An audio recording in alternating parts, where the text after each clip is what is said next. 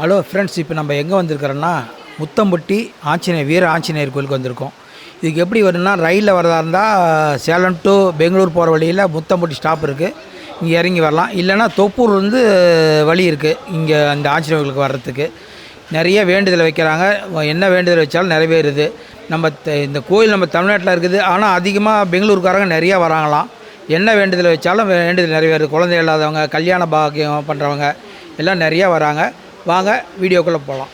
வணக்கம். இந்த ஆஞ்சநேயர் கோயில் பார்த்திங்கன்னா நல்லம்பள்ளியிலேருந்து பொம்மடி போகிற வழியில் காட்டுக்குள்ளார அமைஞ்சிருக்குது இந்த ஆஞ்சநேயர் கோயில். இந்த ஆஞ்சநேயரோட அமைப்பு பார்த்திங்கன்னு வச்சுக்கோங்களேன், ஒரு பெரிய மலையில் ஒரு 9 அடிக்கு செதுக்கி வச்சுருக்குறாங்க. சுமார் 500-600 வருஷத்து பழமையான ஆஞ்சநேயர் கோயில்னு இந்த ஏரியாவில் இருக்கிறவங்க சொல்கிறாங்க.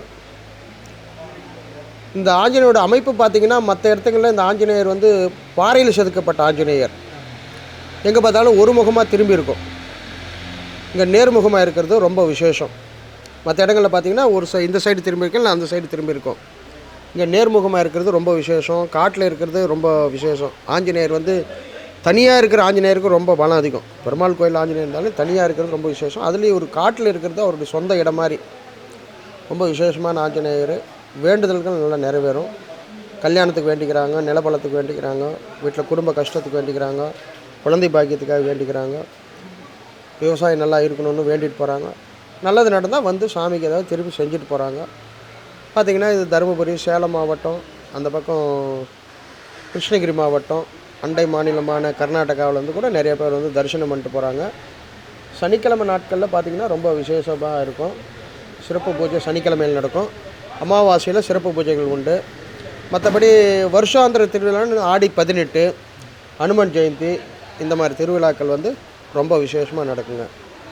எல்லா இதுக்காக வேண்டிட்டு போகிறாங்க. வேண்டுதல் நிறைவேறிச்சுன்னா சாமிக்கு கும்பிட்டு போகிறாங்க.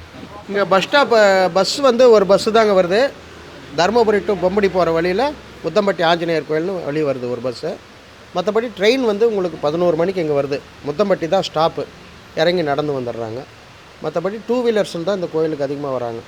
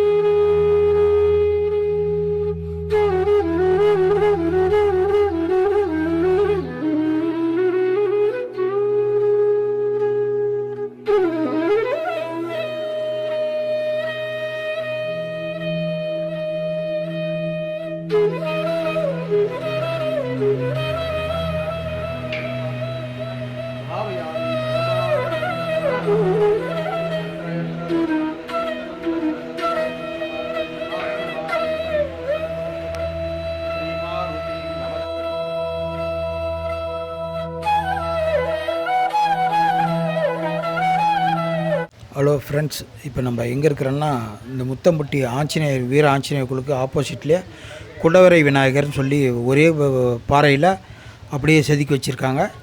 ஆடி மாதம்னா இதுக்கு ரொம்ப விசேஷம். இங்கே வந்தால் இதையும் அவசியம் பாருங்கள்.